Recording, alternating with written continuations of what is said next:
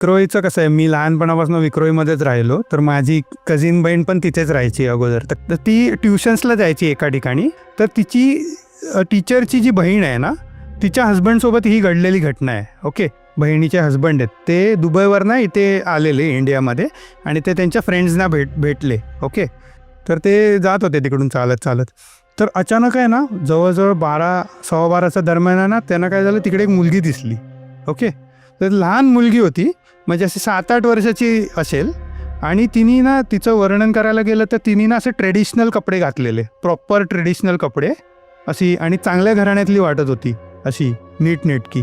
Okay, आणि लहान मुलगी, आणि हे लोक असे चालतायत म्हणजे तिच्यासोबत पुढे पुढे. तर ठीक आहे, तर असं चाललेलं. तर इतक्यात काय झालं माहिती आहे, ह्या तिघांच्या ग्रुपमध्ये एकाने नोटीस केलं तिच्या पायाकडे, तर तिचे पाय लिटरली उलटे होते त्या मुलीचे. या कथा मनोरंजनासाठी आहे. काही लोकांचे अनुभव व काही पूर्णपणे काल्पनिकही असू शकतात. त्यामुळे कृपया यांना मनोरंजन म्हणून घ्या. या कथा आपल्या संस्कृतीचा एक भाग आहे. अगदी लहानपणी आजी आजोबांनी सांगितलेल्या गुड गोष्टींसारख्या. आमचा हेतू कोणत्याही प्रकारच्या अंधश्रद्धा किंवा भीती निर्माण करणे नाही. तू विक्रोलीच्या पण एक कोणती गोष्ट बोलणार होतास एका मुलीची, ती काय होती? हां, ओके. तर आता विक्रोळीचं कसं आहे, मी लहानपणापासून विक्रोळीमध्येच राहिलो. तर माझी कझिन बहीण पण तिथेच राहायची अगोदर. तर मध्ये आम्ही राहायचो ॲक्च्युली. तर तो माझी बहीण आहे. आता ही दुसरी बहीण आहे माझी, आत्याची मोठी बहीण. तर ती माझ्यापेक्षा 7-8 वर्ष मोठी आहे. तर ती ट्युशन्सला जायची एका ठिकाणी नगरमध्ये. तर तिथे कसं होतं, तिची ट्युशन टीचर आणि तिच्या ट्युशन टीचरची बहीण, ह्या दोघी पण ट्युशन्स घ्यायच्या. तर तिची टीचरची जी बहीण आहे ना, तिच्या हस्बंडसोबत ही घडलेली घटना आहे. ओके, तर ते कसं होतं, त्यांचं मुंबईमध्ये पण घर होतं आणि ते दुबईमध्ये पण असायचे तिचे हस्बंड, कारण काहीतरी मे बी हां, जॉब रिलेटेड ते तिकडे असायचे, जास्त करून दुबईमध्ये असायचे. तर ते कधीतरी इकडे येत जात असायचे. ओके, तर ही घटना ॲक्च्युली 97 मधली आहे. 1997-98 त्या दरम्यानची आहे. ओके, तर त्यावेळेला कसं होतं, तिकडे वस्ती कमी होती, दुकानं वगैरे कमी होती विक्रोळीमध्ये आणि अशा एरियाजमध्ये. ओके, तर कसं झालं, तिचे जे टीचरचे जे हे आहेत, बहिणीचे हस्बंड आहेत, ते दुबईवरनं इथे आलेले इंडियामध्ये आणि ते त्यांच्या फ्रेंड्सना भेटले. ओके, तर ते बऱ्याच टाईम नंतर भेटले. त्या मित्रांसोबत कसं गप्पा वगैरे होतात ना खूप टाईम नंतर. तर ते तेव्हा भेटले आणि कसं रात्रीचं त्यांनी ठरवलं की डिनरला जाऊया आपण कुठेतरी, असा डिनरचा प्लॅन बनवला त्यांनी. तर ते डिनरला गेले. त्याच्यानंतर कसं नाईट आऊट वगैरे, त्यावेळी पण असा ॲक्च्युअल नाव नव्हतं नाईट आऊट, पण ते तसंच व्हायचं ना की हां, गप्पा मारत बसायचे लेटपर्यंत. तर ते भेटले, डिनर केलं. तर त्याच्यानंतर काहीतरी 11 वगैरे वाजले असतील रात्रीचे. तर ते गप्पा मारत मारत असेच ते तिथून ते दोन्ही एरियाजच्या मध्ये असा एक ब्रिज आहे. ओके, हे ईस्टर्न एक्सप्रेस हायवेच्या जवळच आहेत ते दोन्ही एरिया. तर तिकडून ते त्या ब्रिजवरनं क्रॉस करून पलीकडे गेले टागोरनगरमध्ये. तर तिकडे कसं आहे माहिती आहे, तुला सांगतो. तर तिकडचं कसं आहे, एक असा रोड आहे पूर्ण आणि त्याच्या पॅरललच हायवे आहे, ईस्टर्न एक्सप्रेस हायवे. तर इकडे वेस्टर्नमध्ये वेस्टर्न एक्सप्रेस आहे, तसा तिकडे ईस्टर्न एक्सप्रेस आहे सेंट्रल लाईनला. तर तो जो रोड आहे ना, तो त्या रोडला माहिती आहे, कॉमन गॅलरीचे जे बिल्डिंग्स असतात ना, तसे बरेच बिल्डिंग्स असे पॅरलल आहेत त्या रोडला. आणि बरेच आहेत असे, जवळजवळ 10-15 बिल्डिंग्स असतील. आणि पूर्ण असा सरळ रोड आहे तो. आणि रोडच्या एंडला एक गोष्ट ती तुला सांगतो नंतर. तर त्या रोडला ते चालत होते, असे रात्रीच्याच गप्पा मारत होते आणि जास्त काय वस्ती नव्हती, गर्दी वगैरे काय एवढी नव्हती. तर ते असे गप्पा मारतात आणि मे बी 11:30-12 वगैरेचा टाईम झाला असेल रात्रीचा. आणि कसं आहे, पार्टी केल्यामुळे मे बी ते थोडे ड्रंक पण असतील. पण ते कसे तिघं पण मे बी त्याच्यातलं एखादा पर्सन नसेल, एवढं त्यांच्यावरती इफेक्ट पण नसेल. होते म्हणजे नॉर्मल, हां, बऱ्यापैकी चालू शकतील एवढ्या अवस्थेत तर होते ते. तर ते जात होते तिकडून चालत चालत. तर अचानक आहे ना, जवळजवळ 12:15 दरम्यान आहे ना, त्यांना काय झालं, तिकडे एक मुलगी दिसली. ओके, तर लहान मुलगी होती, म्हणजे अशी 7-8 वर्षाची असेल. आणि तिने ना, तिचं वर्णन करायला गेलं तर तिने ना असे ट्रेडिशनल कपडे घातलेले, प्रॉपर ट्रेडिशनल कपडे अशी, आणि चांगल्या घराण्यातली वाटत होती अशी नीटनेटकी. ओके, आणि लहान मुलगी 7-8 वर्षाची, जसं मी म्हटलं. तर हे म्हणाले की एवढा लेट नाईट 11:30-12च्या दरम्यान एकटी मुलगी इकडे काय करते. तर त्यांना पहिलं असं डाऊट नाही आला की ही कोणतरी वेगळी एंटिटी आहे, नॉर्मलच त्यांना ह्युमन वाटली. तर त्यांनी तिला विचारलं की बाळा, तू काय करते इकडे एवढ्या लेट, काय म्हणजे तुझं काम इकडे.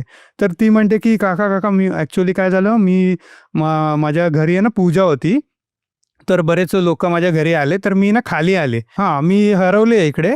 तर मला एकटं जायला नाही होत आहे, भीती वाटते, तर माझ्यासोबत तुम्ही याल का माझ्या घरी मला सोडा म्हणून.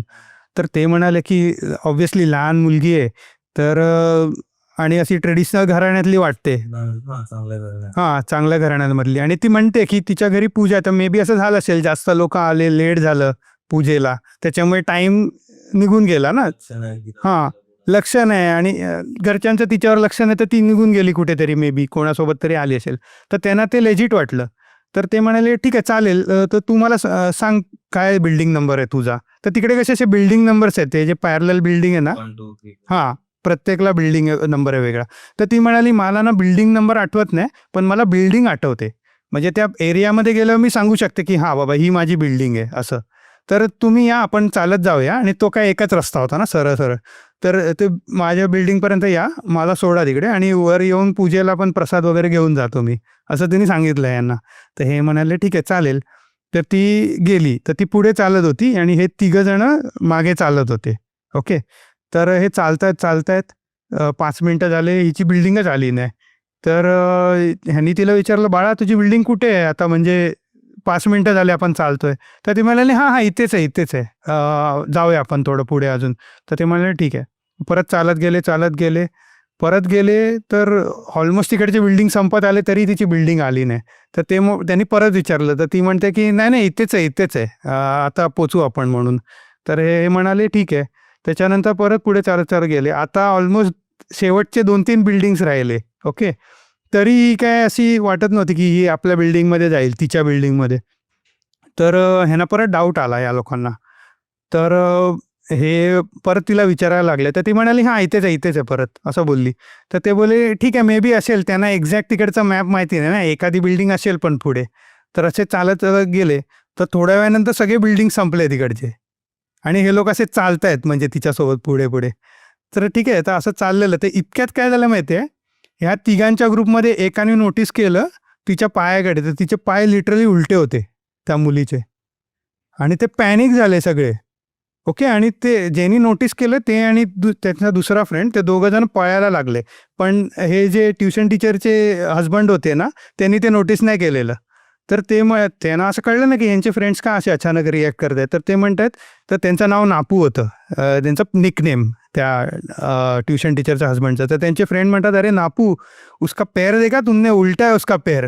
तर नंतर त्यांनी बघितलं, त्यांनी पण नोटीस केलं, आणि जे त्यांची फाटली ते लिटरली टर्न झाले आणि पळाले तिकडून, आणि मागे वळून बघितलंच नाही.